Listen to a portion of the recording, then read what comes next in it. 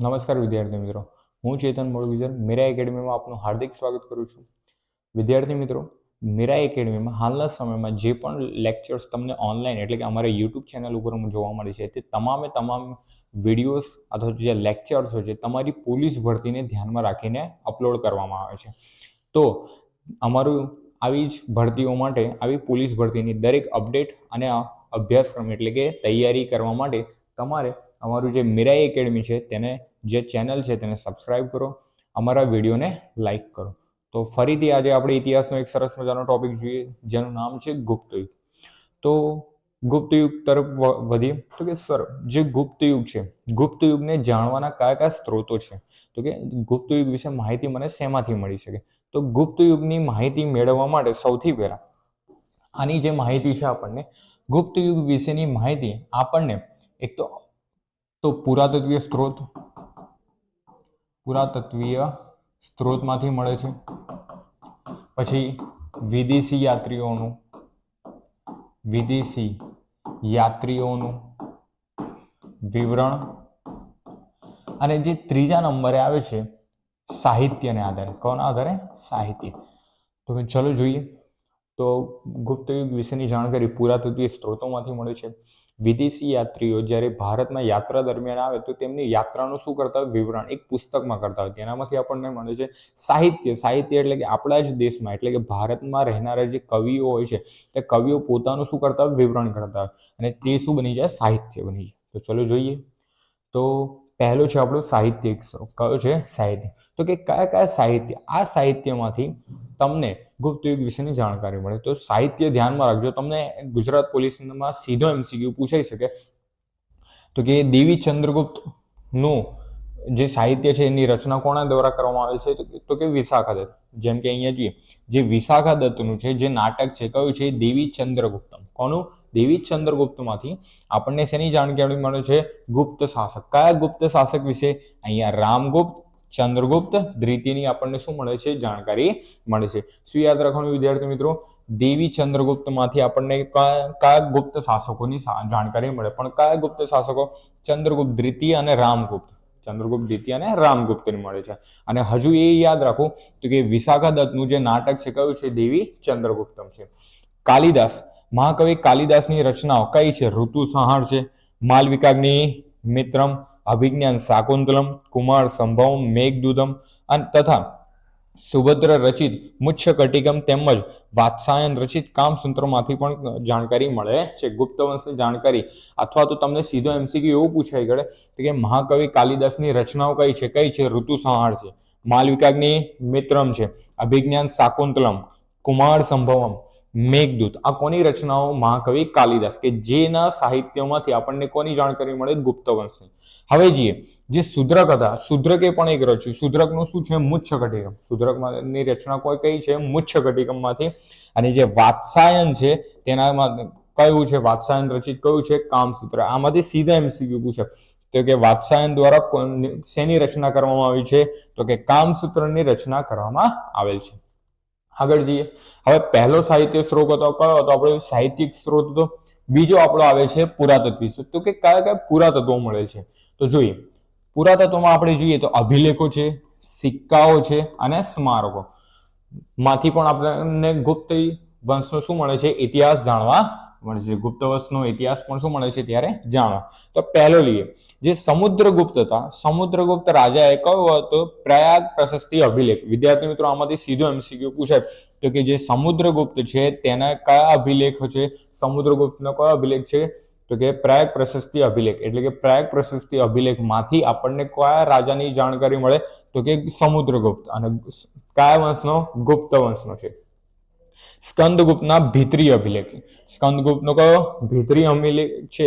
તેમાં હુણોના આક્રમણની તથા જૂનાગઢના અભિલેખ પરથી તેમજ પુનઃનિર્માણ કરાવેલ સુદર્શન તળાવની માહિતી મળે છે. જો આ જે સ્કંદગુપ્ત હતા, સ્કંદગુપ્તનો જે ભીતરી અભિલેખ છે તેનામાંથી કોણે કે જ્યારે સ્કંદગુપ્ત શાસન કરતા હતા ત્યારે તેમના રાજ્ય ઉપર કોનું આક્રમણ થયું હતું? હુણોનું આક્રમણ થયું હતું. તો તેના વિશેની જાણકારી શેમાં મળે છે? આપણને ભીતરી અભિલેખમાં મળે છે. અને બીજું, આ જ સમુદ્રગુપ્ત શું જે જુનાગઢ અભિલેખ છે, સમુદ્રગુપ્તનો હજુ એક અભિલેખ છે જુનાગઢ અભિલેખ. તેમાં તેમણે શું કર્યું હતું, જે સુદર્શન તળાવ, આ સુદર્શન તળાવ કોણે બનાવ્યું હતું? સમ્રાટ અશોકે બનાવ્યું હતું. કોણે બનાવ્યું હતું? સમ્રાટ અશોકે. તેનું શું મળે છે? પુનઃનિર્માણ. પુનઃનિર્માણ એટલે કે તે પૂરેપૂરું તળાવ બનાવનાર કોણ હતા? સમ્રાટ અશોક હતા. પણ તેનું ફરીથી નિર્માણ એટલે કે વર્ષો થઈ ગયા હતા પછી તે તળાવ કેવું થઈ ગયું હતું? પુનઃનિર્માણ એટલે કે આપણું જે ઘર હોય છે એકવાર બનાવી કાઢીએ આપણે, પછી તેનું રિનોવેટ કરવું પડે કે નહીં કરવું પડે? એવી જ રીતે પુનઃનિર્માણ કોને કરાવ્યું હતું? તો કે સ્કંદગુપ્તે. પૂછાઈ શકે સ્કંદગુપ્તનું પુનઃનિર્માણ કયા ગુપ્ત શાસક દ્વારા કરવામાં આવેલ છે? તો જવાબ શું આવે તમારો? સ્કંદગુપ્ત. અને તેની જાણકારી આપણને કયા અભિલેખમાંથી મળે છે? તો કે જુનાગઢ અભિલેખમાંથી મળે છે. આગળ જઈએ.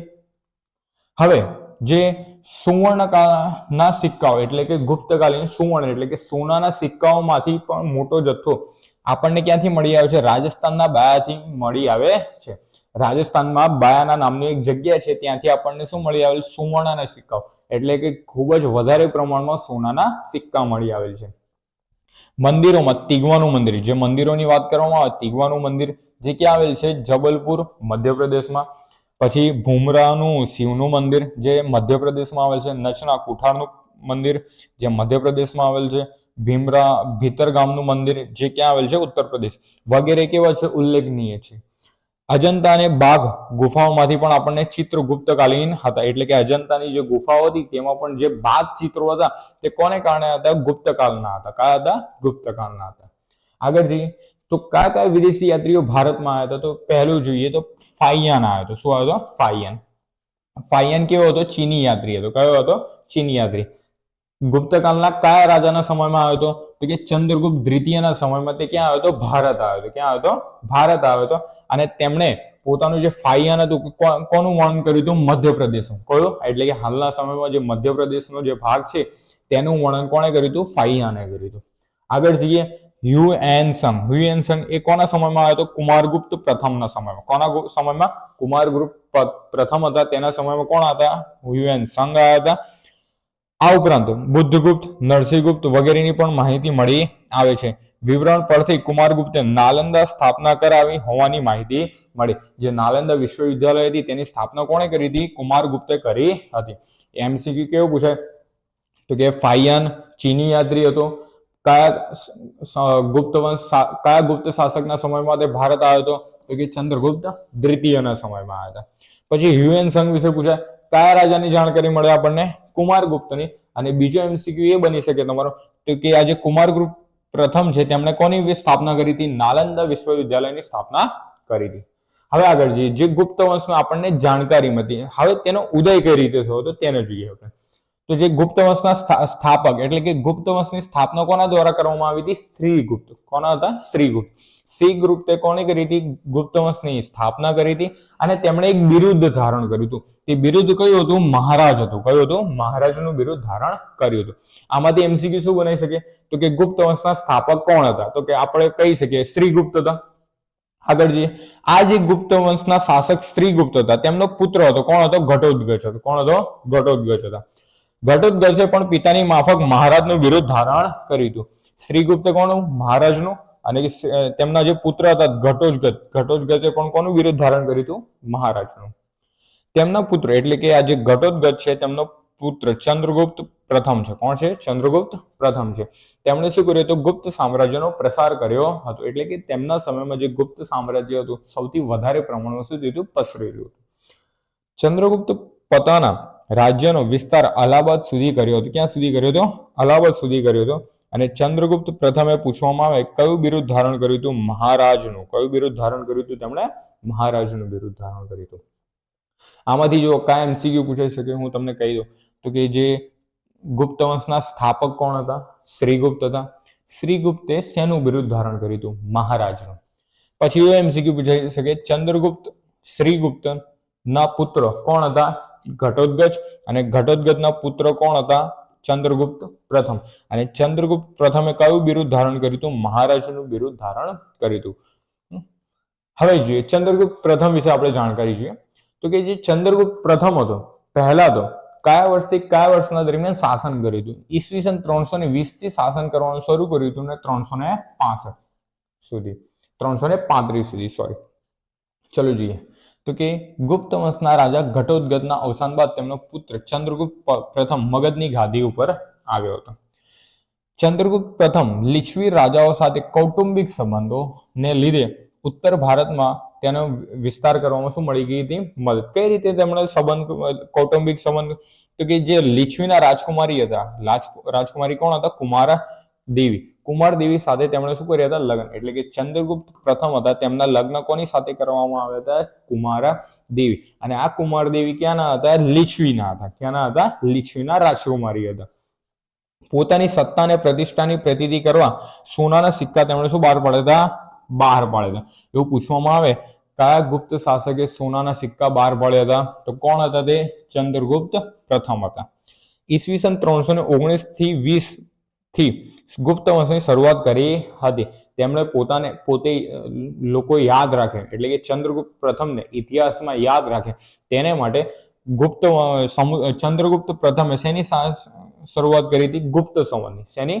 ગુપ્ત સંવતની. અને કયા વર્ષમાં? 319 થી લઈને 320 ની વચ્ચે આજુબાજુ કરેલ છે. તેઓ મગધમાં ગુપ્ત વંશનો વાસ્તવિક સ્થાપક પૂછવામાં આવે, એમસીક્યુ પૂછાય તો કે ગુપ્ત વંશના સ્થાપક પૂછવામાં આવે તો શ્રીગુપ્ત, પણ ગુપ્ત વંશના વાસ્તવિક સ્થાપક પૂછવામાં આવે તો કે ચંદ્રગુપ્ત પ્રથમ. આ એમસીક્યુ ને બે કન્ફ્યુઝન વાળા. તમને સ્થાપક પૂછે તો શું યાદ રાખવાનું? શ્રીગુપ્ત. પણ વાસ્તવિક સ્થાપક પૂછવામાં આવે તો શું યાદ રાખવાનું? ચંદ્રગુપ્ત પ્રથમ. શું યાદ રાખશું? ચંદ્રગુપ્ત પ્રથમ. આગળ જઈએ. ચંદ્રગુપ્ત પ્રથમ પછી બીજા આવે છે સમુદ્રગુપ્ત. કોણ આવે છે? સમુદ્રગુપ્ત. આ જે સમુદ્રગુપ્તના ઉપનામો છે, જેમ કે લીછવી દોહિત્ર. કેમ લીછવી દોહિત્ર કહેવામાં આવે છે? કારણ કે તે લીછવીના શું હતા? નાતી હતા. નાતી એટલે કે તેમના જે મમ્મી હતા રાજકુમારી કુમારદેવી ક્યાંના હતા? લીછવીના હતા. તો કે અપ્રતિરથ, પરાક્રમાંક, વ્યાધ પરાક્રમમ, સર્વરાજેચતા એવા શું છે? તેમના ઉપનામો છે. તો ચલો જોઈએ હવે આગળ તેમના વિશે. નાનપણથી સમગ્ર હિંદને એક છત્ર હેઠળ લાવી સામ્રાજ્યની સ્થાપના કરવાની તેમની શું હતી? ઈચ્છા. એટલે કે આખું જે ભારત હતું તે ભારતનું તેમને શું? એક છત્ર એટલે કે એક રાજાના નિયંત્રણમાં લાવવાની તેમની શું હતી? ઈચ્છા હતી. સમુદ્રગુપ્તનો ઇતિહાસ અલ્હાબાદના પ્રયાગ પ્રશસ્તિ, કયો? અલ્હાબાદમાં આવેલ છે એક લેખ પ્રયાગ પ્રશસ્તિ, અને સિક્કાઓ પરથી પણ મળી આવેલ છે. સમુદ્રગુપ્ત વિશે જાણકારી મેળવીએ તો કયો અભિલેખ? પ્રયાગ પ્રશસ્તિ અભિલેખ અને સિક્કાઓમાંથી પણ મળી આવે છે. પ્રયાગ પ્રશસ્તિ રાજકવિ હરિસેણે સંસ્કૃત ભાષામાં રચી હતી. આ મહત્વનો એમસીક્યુ બને. તો કે પ્રયાગ પ્રશસ્તિની રચના કોણે કરી હતી? કવિ હરિસેણે કરી હતી. કઈ ભાષામાં કરી હતી? તો કે સંસ્કૃત ભાષામાં કરી હતી. એમસીક્યુ જે હું તમને કહું છું એ યાદ રાખવાના, અથવા તો તમારે બાજુમાં એક સાઈડમાં ભણવા બેસો ત્યારે નોટ લઈ અને પેન લઈને બેસવાનું. જે એમસીક્યુ કહું છું એ લખી લેવાનો, કારણ કે એમાંથી જ એમસીક્યુ આવવાની સંભાવના. કારણ કે તમારી જે ભરતી સીધી ભરતી છે. ક્લાસ 3 ની વર્ગ એટલે કે ગુજરાત પોલીસની ભરતી, ગુજરાત પોલીસમાં સીધા એમસીક્યુ પૂછવામાં આવે તો કે પ્રયાગ પ્રશસ્તિની રચના કોના દ્વારા કરવામાં આવેલ છે? તો કે હરિસેણે કરેલ છે. કયા સમયમાં કરેલ છે? ગુપ્ત વંશના સમયમાં કરેલ છે, ગુપ્ત યુગમાં કરેલ છે. અને પ્રયાગ પ્રશસ્તિની રચના કઈ ભાષામાં છે? તો કે સંસ્કૃત ભાષામાં છે. આગળ જઈએ. હવે સમુદ્રગુપ્તની સિદ્ધિઓ જોઈએ. તો સમુદ્રગુપ્તે પહેલું તો શું કરાયું હતું? અશ્વમેઘ યજ્ઞ કરાયો. અશ્વમેઘ યજ્ઞ ખબર પડે ને? તો કે જે ઘોડો હોય છે અશ્વ, તેની પૂજા કરવામાં આવે પછી તેને છોડી દેવામાં આવે. જ્યાં સુધી તે દોડતો જાય ત્યાં સુધી તે સમગ્ર રાજ્ય કોનું ગણી લેવામાં આવે? જે રાજાનું હોય તે રાજા, અથવા તો જો તે રાજાને માન્ય ન હોય, જે સામેવાળું રાજા હોય તેને માન્ય ન હોય તો તેને શું કરવું પડે? યુદ્ધ કરવું પડે. આજે અશ્વની પાછળ સેના ચાલતી હોય બહુ મોટી. આગળ જઈએ. સમુદ્રગુપ્તે ટૂંક સમયમાં એક નાનકડા રાજ્યને મહાન સામ્રાજ્યમાં શું કરી નાખ્યું હતું? પરિવર્તિત કરી કાઢ્યું હતું. સમુદ્રગુપ્તને ભારતનો નેપોલિયન. આ એક મહત્વનો એમસીક્યુ પૂછવામાં આવે. કયા ગુપ્ત શાસકને ભારતનો નેપોલિયન કહેવામાં આવે છે? તો કોણ હતા તે? સમુદ્રગુપ્ત હતા. કોણ હતા? સમુદ્રગુપ્ત. વીણા વાદન કરતા સમુદ્રગુપ્તનો સિક્કો કલા પ્રિયતા દર્શાવે છે. એવા કયા શાસક હતા કે જેમણે, કયા ગુપ્ત શાસક હતા કે જેમનો સિક્કો વીણા વાદક એટલે કે વીણા વગાડતો છે? તો કોણ હતો તે? સમુદ્રગુપ્ત હતા. તો કે સમુદ્રગુપ્તને કવિ સમ્રાટનું બિરુદ આપવામાં આવેલ છે. કોણે આપ્યું હતું? તેના દરબારી હરિસેન દ્વારા આપવામાં આવ્યું હતું. બિરુદ પૂછવામાં આવે તો કયું? કવિ સમ્રાટ. સમુદ્રગુપ્તને કવિ સમ્રાટનું બિરુદ છે. કોના દ્વારા આપવામાં આવેલ છે? તો કે કવિ હરિસેન દ્વારા આપવામાં આવેલ છે. આગળ જઈએ. સમુદ્રગુપ્તની કીર્તિથી આકર્ષાઈને પંજાબ, પૂર્વ પંજાબ, બંગાળ, કામરૂપ વગેરે રાજ્યોમાં ચાલીને સારવાર, એટલે કે હવે તે કોની હેઠળ આવી ગયા? સમુદ્રગુપ્તની હેઠળ. આગળ જઈએ. સમુદ્રગુપ્તના પ્રભાવથી આકર્ષાઈને સરહદી રાજ્યો ઉપરાંત સરહદ પારના કુષાણ, નરેશ, શકો વગેરે મૈત્રી સંબંધો બાંધ્યા હતા. શ્રીલંકાના રાજા મેઘવર્ણએ પણ સાર્વભૌમ સ્વીકાર્યું હતું. આગળ જઈએ. તેના પછી આવે છે ચંદ્રગુપ્ત દ્વિતીય, જેને આપણે વિક્રમાદિત્ય પણ કહેવામાં આવે છે. કયા વર્ષથી? 380 થી 413 સુધીના સમયગાળામાં તેમણે રાજ કર્યું હતું. ચલો જોઈએ. તો તેમણે પહેલું તો કયું બિરુદ ધારણ કર્યું હતું? ચંદ્રગુપ્ત દ્વિતીયએ કયું બિરુદ ધારણ કર્યું હતું? વિક્રમાદિત્યનું બિરુદ ધારણ કર્યું હતું. સમુદ્રગુપ્ત પછી ગુપ્ત વંશના બીજા સૌથી શ્રેષ્ઠ શાસક તરીકે કોણ હતા? ચંદ્રગુપ્ત દ્વિતીય હતા. સમુદ્રગુપ્ત પછી બીજા નંબરના સૌથી શ્રેષ્ઠ શાસક ગણવામાં આવે ગુપ્ત વંશમાં તો કોણ હતા? તે ચંદ્રગુપ્ત દ્વિતીય. તેમનું બીજું નામ દેવરાજ કે દેવગુપ્ત છે. દેવરાજ કે દેવગુપ્ત છે. આની જાણકારી મને કયા સ્તંભલેખમાંથી? તો કે મહરોલીની અંદર, મહરોલીના સ્તંભલેખમાંથી મળે છે.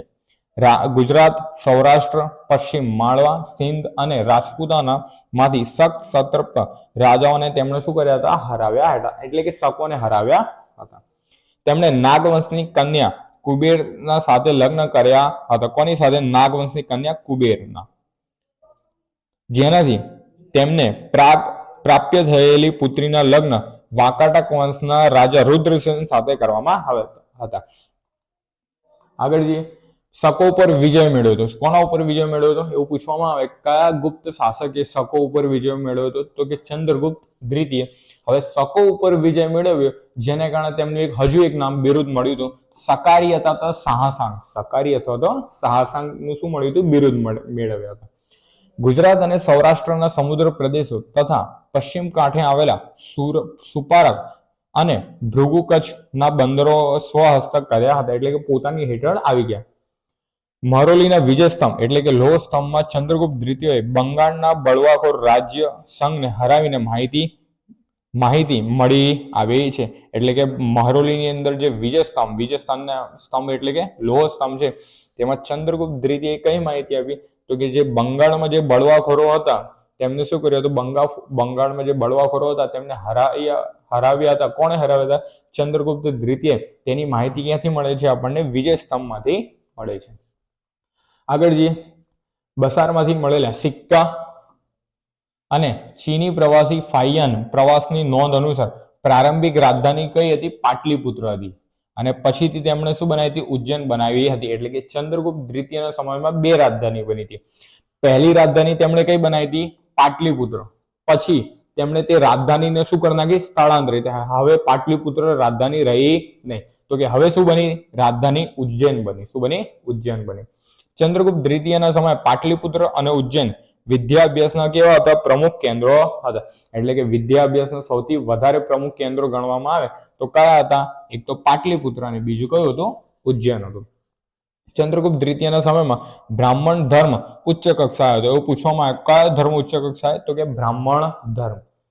આગળ જઈએ. ચંદ્રગુપ્ત દ્વિતીયનું વહીવટી તંત્ર છે, જેમાં પહેલા કેન્દ્ર આવતું હતું, પ્રાંત આવતા હતા, વિષય આવતા હતા, નગર આવતા હતા અને છેલ્લે શું આવતા હતા? ગ્રામ. સૌથી છેલ્લે શું આવતું હતું? ગામ. પ્રાંતમાં શું આવતું હતું? ઉપરીક આવતો. કોણ આવતા હતા? ઉપરીક. પછી વિષયની અંદર વિષયપતિ, નગર, ગ્રામની અંદર કોણ હતું? ગ્રામિક હતું. અને આ જે છે કેન્દ્રમાં જેમ કે સેનાપતિ, વિદેશ મંત્રી, વડો ન્યાયાધીશ, પોલીસ તંત્રોનો આ બધા. આગળ જઈએ. નવરત્નો. આમાં નવરત્નો યાદ રાખવા જેવા છે. તો કયું નવરત્નો યાદ રાખવા એવું પૂછાય MCQ? તો કે ચંદ્રગુપ્ત દ્વિતીયના નવરત્નો કયા કયા છે? એમાંથી સૌથી મહત્વના જો કયા છે? એક તો નાટ્યકાર મહાકવિ કાલિદાસ, એટલે કે મહાકવિ કાલિદાસ છે. પછી અમરકોશના લેખક અમરસિંહ. પછી આજે જાદુગર વેતાલ ભટ્ટ. પછી આજે ખગોળ શાસ્ત્રી વરાહમિહિર અને રાજવેદ ધન્વંતરી. 1 2 3 4 અને 5. આ 5 કેવા છે? મહત્વના છે. કેવા છે? મહત્વના છે. પહેલું શું યાદ રાખવાનું? એવું MCQ પૂછાય. ચંદ્રગુપ્ત દ્વિતીયના સમયમાં નાટ્યકાર એટલે કે કોણ હતા? તો કે મહાકવિ કાલિદાસ.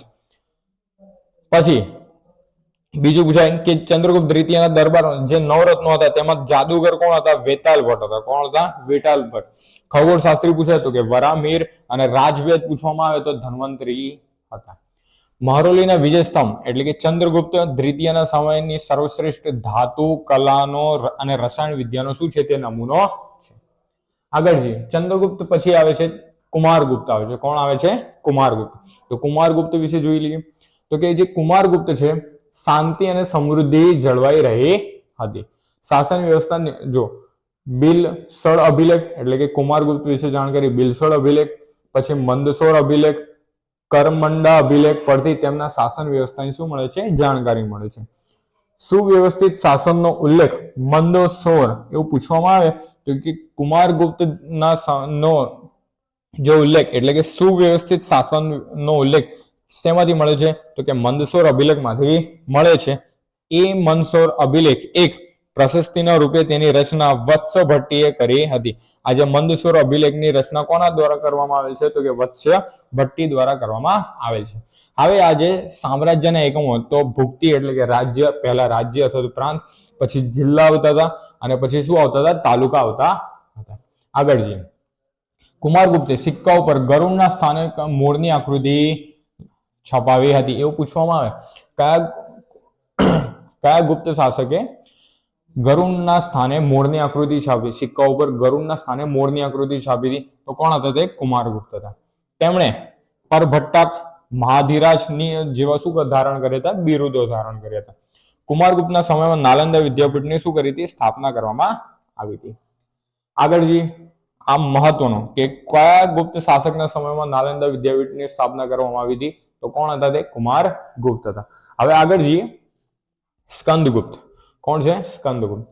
ગિરનારના શિલાલેખ પરથી સ્કંદગુપ્તની માહિતી મળે છે. સ્કંદગુપ્ત વિશેની માહિતી કે શેમાંથી મળે છે? જે ગિરનારમાં શિલાલેખ આવેલ છે તેનામાં મળેલ છે. ગુપ્ત વંશનો સૌથી અંતિમ પ્રતાપી શાસક પૂછવામાં આવે તો તે કોણ હતા? સ્કંદગુપ્ત હતો. કોણ હતા? સ્કંદગુપ્ત. આમણે સુદર્શન તળાવનું શું કરાવ્યું હતું? સમારકામ કરાવ્યું હતું. નિર્માણ કોના દ્વારા કરવામાં આવેલું હતું? તો કે નિર્માણ કોના દ્વારા હતું? તો કે સર નિર્માણ તો જે આપણા સમ્રાટ અશોક હતા તેમના દ્વારા કરવામાં આવેલું હતું, પરંતુ જે સુદર્શન તળાવનું ફરીથી સમારકામ કરવાનું કામ કોના દ્વારા કરવામાં આવેલું હતું? સ્કંદગુપ્ત દ્વારા કરવામાં આવેલું હતું. સ્કંદગુપ્તના સમયમાં હુણોએ ગુપ્ત સામ્રાજ્ય પર આક્રમણ કર્યું હતું. તેમણે સ્કંદગુપ્તને શું કર્યા હતા? સ્કંદગુપ્તે હરાવ્યા હતા. એટલે કે હુણોના આક્રમણ થયું હતું સ્કંદગુપ્તના સામ્રાજ્ય ઉપર, તો તે આક્રમણને પૂરેપૂરું નાબૂદ કરવાનું કામ કયા શાસક દ્વારા કરવામાં આવેલું હતું? તો કે સ્કંદગુપ્ત દ્વારા કરવામાં આવેલું હતું. એટલે કે સ્કંદગુપ્ત હતા તેમણે જે હુણો હતા હુણોને શું કર્યા હતા? હરાવ્યા હતા. સ્કંદગુપ્તે પર્ણદત્તને સૌરાષ્ટ્રના સુબા તરીકે અને તેમના પુત્ર ચક્રપાલીને જૂનાગઢના સુબેદાર તરીકે નિમ્યા હતા. આગળ જઈએ, ચક્રપાલી ઈસવીસન 455માં સુવર્ણ સિક્કા અને પલાસીના નદીના પૂરને લીધે તૂટી ગયો તો સુદર્શન તળાવનું બાંધકામ કરાવ્યું હતું. તેમણે શું કર્યું હતું? સુદર્શન તળાવનું બાંધકામ કરાવ્યું.